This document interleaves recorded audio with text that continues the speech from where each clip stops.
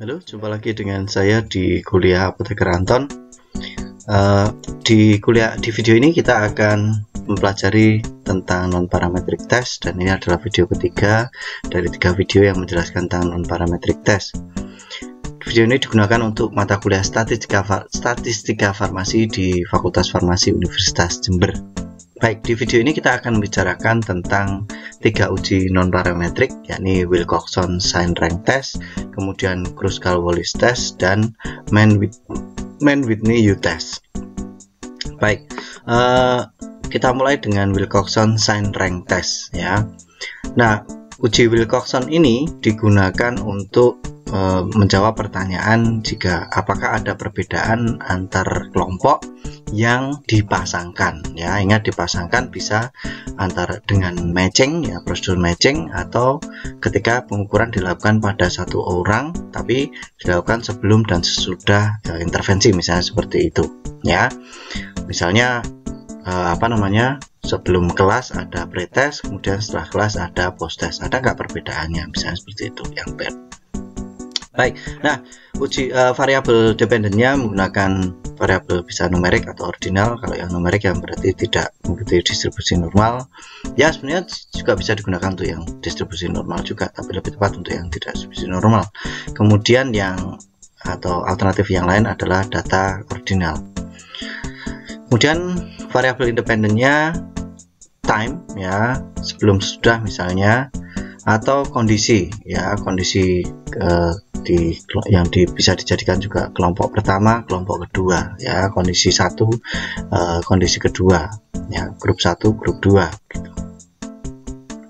Nah, jadi null hipotesisnya there is no difference, jadi tidak ada perbedaan antara variabel 1 dengan, atau antara kondisi yang pertama dengan kondisi yang kedua, antara waktu yang pertama dan waktu yang kedua gitu ya.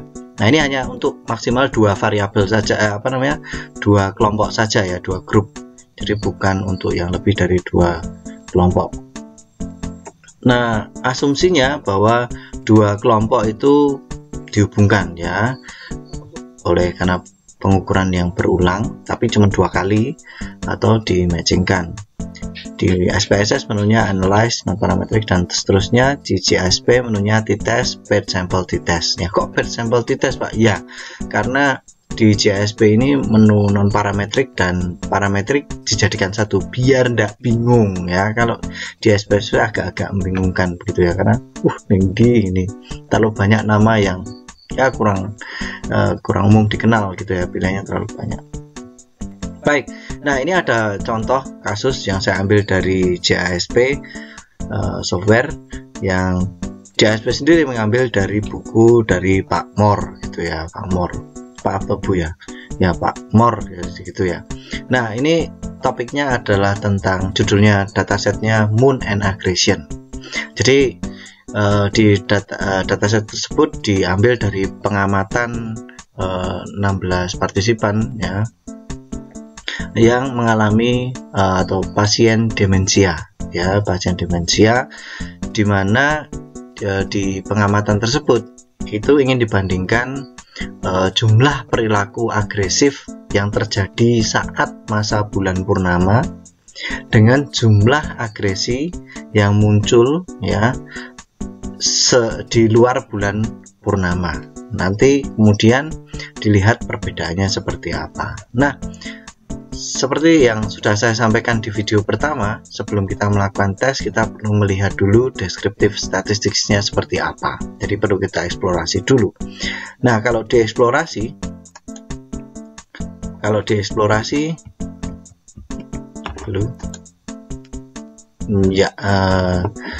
di sini, di distribusi sini, difference di sini menunjukkan perbedaan ya antara 2 kelompok tersebut.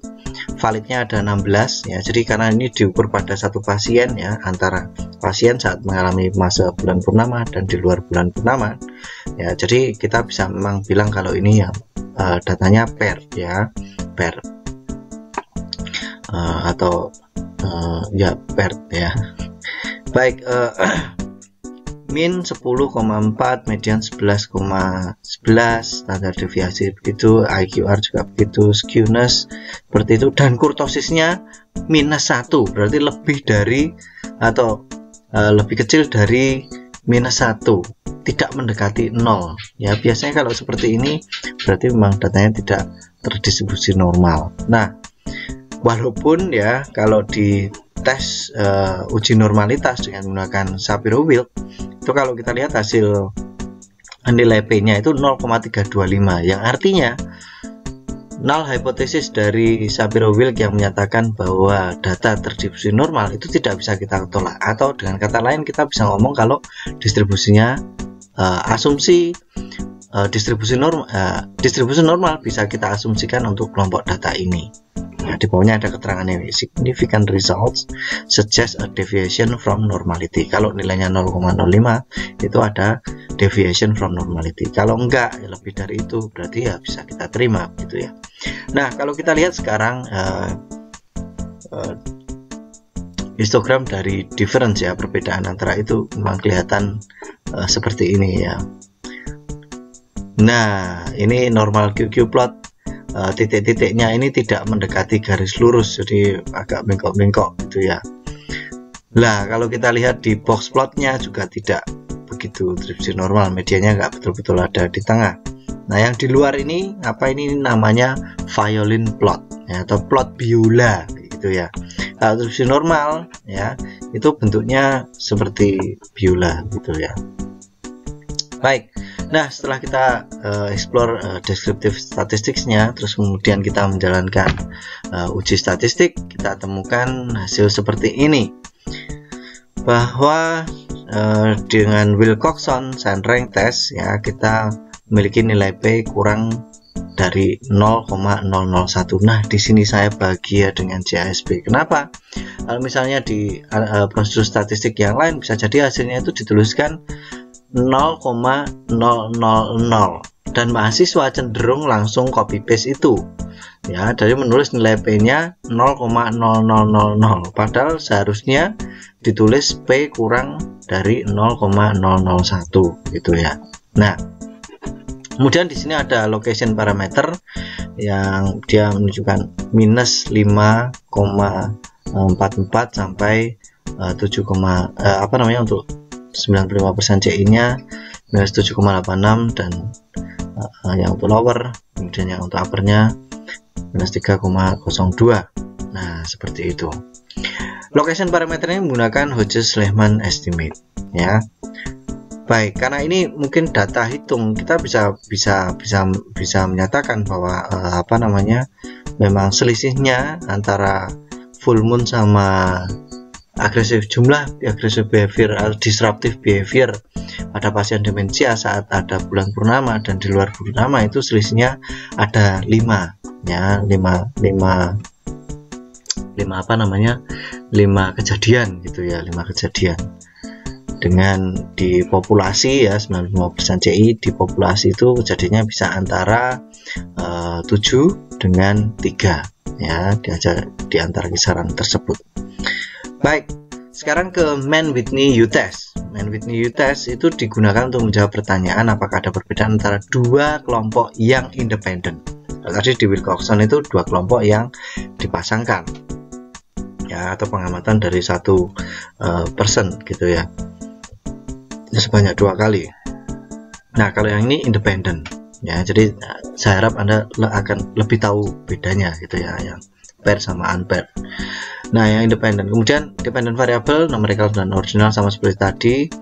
Independent variabelnya binary ya, binary, karena grupnya ini juga tidak boleh lebih dari 2. Nah, null hypothesis tidak ada perbedaan antar kelompok, dan biasanya di Mann-Whitney U-Test ini kita perlu mengecek dengan uji Levins ya.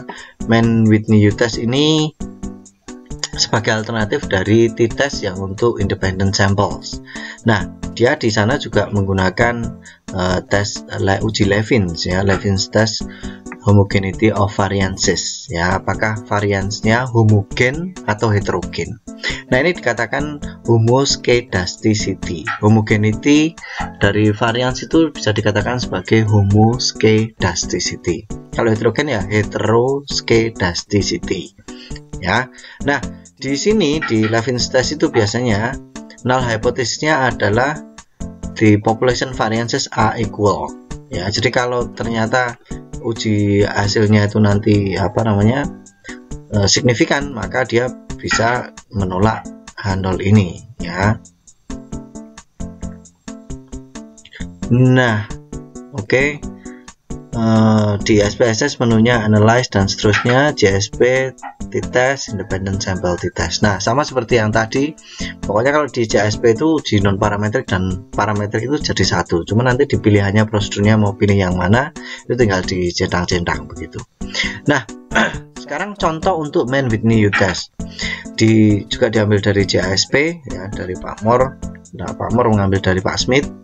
Nah, di sana ada ini uji antara kemampuan degree of reading power, ya, derajat kemampuan membaca, ya, kemampuan membaca antara siswa yang diberi perlakuan cara membaca tertentu, gitu ya, ada metode membaca tertentu itu di kelompok treat, ya, atau treatment, gitu ya, kelompok uji, kelompok case, ya, kasus. Nah, dibandingkan dengan kontrol yang tidak diberi metode itu, ya, kemudian dibandingkan. Kalau kita lihat di sini di kelompok kontrol, di deskripsinya kelihatan kalau ini jumlah anggota di kelompok kontrol ada 23, kelompok treat 21. Nah, di sini saya ingin memberi tambahan informasi.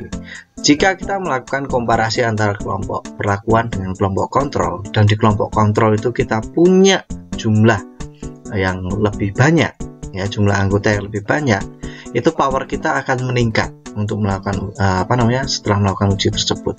Hasil dari uji tersebut powernya lebih besar, ya. Bisa jadi kontrol itu kalau ini 1:1 gitu, ya, atau mendekati lebih dari 1, tapi katakanlah 1 gitu. Bisa jadi yang di kelompok kontrol itu 2 kali, 3 kalinya, dan seterusnya. Di penelitian randomized control trial yang menggunakan desain seperti itu dengan menggunakan jumlah kontrol yang banyak, itu gunanya untuk meningkatkan power, ya.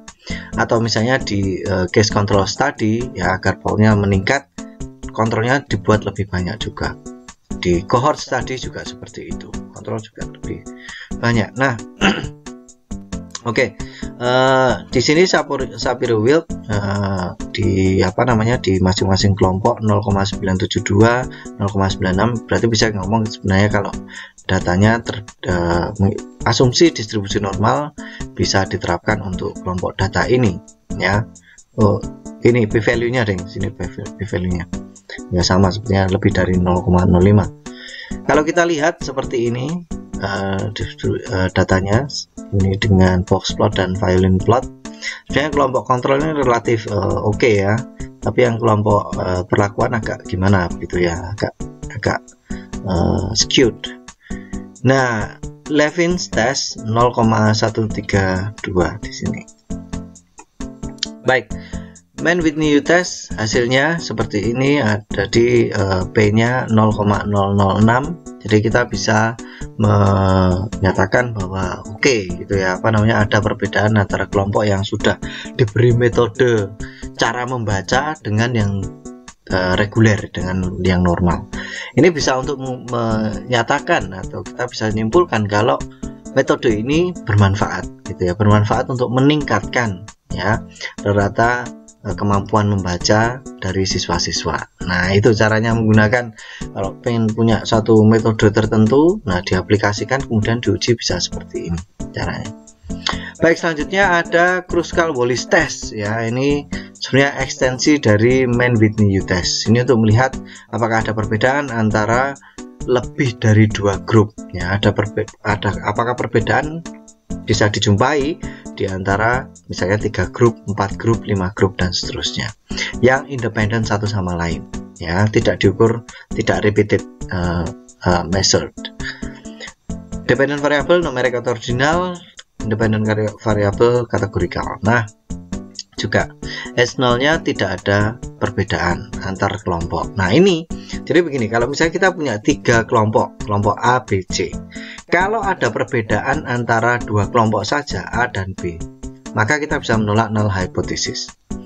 Kalau ada perbedaan antara kelompok A dan B, A dan C, B dan C, itu kita juga bisa menolak null hypothesis, karena nilai B-nya akan kecil gitu. Nah, kemudian kalau kita ingin menyelidiki ya, terus kayak gimana kalau misalnya oke, hasilnya uji statistiknya statistically signifikan ya, ada perbedaan gitu. Terus antara A, B, C yang beda yang mana? A, B, A, C, B, C ya. Itu yang beda yang mana? Nah, itu bisa kita lihat dengan post hoc study ya, post hoc. Ada uji lanjutannya untuk itu. Baik. Nah, ini ekstensi dari itu Levin's test sama seperti tadi. Assumptions-nya independent observation, similar sample size ya. Similar sample size itu ya nggak mesti harus 20 lawan 20 ya, beda-beda dikit juga nggak masalah ya. Kemudian lebih banyak untuk data points per sampel ya. Kemudian kalau tidak, asumsi ini ada yang tidak terpenuhi, maka alternatifnya menggunakan Friedman's test. Di SPSS menunya seperti ini, di JSP ANOVA gitu ya, menunya ANOVA, terus pilihannya ANOVA di bawahnya. Nah, kita lihat deskriptif statistiknya dulu. Di sini ada di contoh JSP ini dia membandingkan beberapa kelompok pengguna Facebook gitu ya, pengguna Facebook yang memiliki pertemanan 102, 302, 102, 902 gitu ya. Nah, ada 24 anggota di kelompok yang 102, yang 302 ada 33, yang 502 ada 22 dan seterusnya ya. Baik. Kemudian ya, kalau kita lihat box plot satu sama lain kelompoknya ya, ini jumlah temannya gitu ya. Itu yang ini terdistribusi seperti ini juga ini sebenarnya oke ya, satu sama lainnya. Oke. Nah, ini sebenarnya bisa dipakai untuk uji parametrik ya. Di sini kita pakai uji non parametrik. Levin's testnya seperti ini 0,039. Kemudian untuk Kruskal-Wallisnya hasilnya P0,002. Nah, maka kita bisa ngomong kalau ada perbedaan antara 5 kelompok Facebook itu ya, 5 kelompok kategori Facebook itu. Baik, nah untuk post hoc-nya seperti yang saya katakan tadi, untuk Kruskal-Wallis ini bisa dipilih Duns post hoc comparison ya, untuk friends, untuk pertemanan di Facebook. Jadi dari sini kita mau melihat bagaimanakah kelompok yang 102 itu jika dibandingkan dengan yang 302, 502 dan seterusnya. Nah, kita lihat aja di sini yang nilai P di sini. Kalau ini koreksi Bonferroni, kalau Holm ya Holm gitu ya. Nah, lihat sini aja ya, lihat yang nilai P ini saja. Di sini kalau nilainya kurang dari 0,001 berarti ada perbedaan antara kelompok 102 dengan 302. Gimana dengan 102 dengan 502? Juga sama seperti itu, tapi ternyata tidak berbeda antara 102 dengan 902. Nah, begitu cara membacanya. Jadi bisa diidentifikasi ada perbedaan yang mana. Nanti diamati polanya seperti apa. Nah, itu Kruskal-Wallis test ya. Jadi ini adalah alternatif dari uji ANOVA ya, kalau diuji parametrik. Baik, demikian, terima kasih, semoga berguna bagi Anda. Sampai jumpa di video-video saya yang lain tentang statistika. Ini referensi yang digunakan untuk video ini, dan terima kasih ini untuk free stuff yang mendukung video ini. Sampai jumpa, bye.